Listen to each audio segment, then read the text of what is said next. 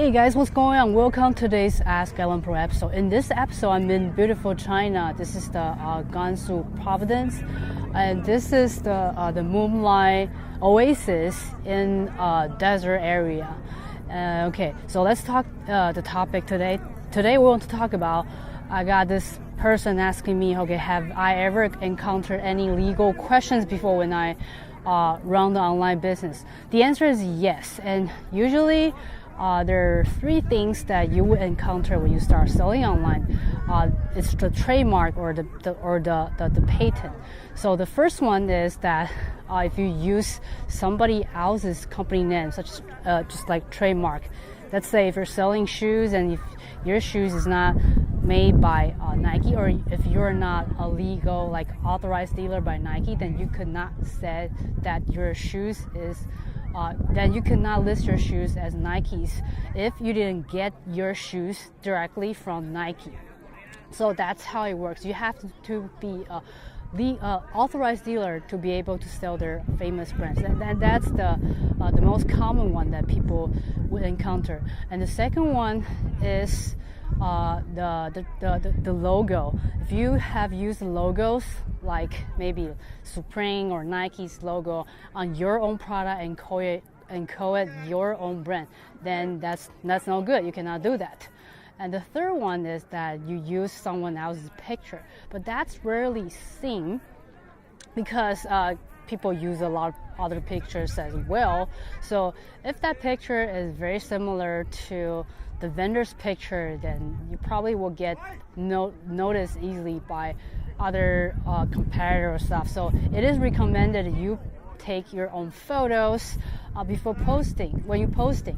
But at the beginning stage, if you don't see the product, it's really hard to do that. So at first, you could use your vendor's photos, and then after it starts selling, and you could order one and to deliver to yourself, and then you can take a photo there. So I think I talked about the 3 points, right?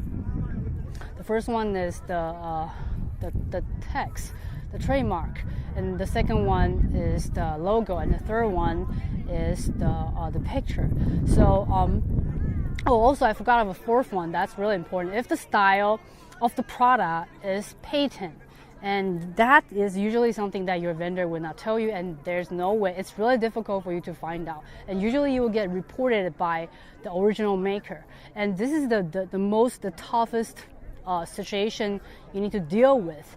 And the solution is, it's really hard to get your money back, but you could also, what you could do is you talk to your vendor and then tell them, hey, I got reported by this company. They're saying this product has been patented, so I cannot sell this anymore.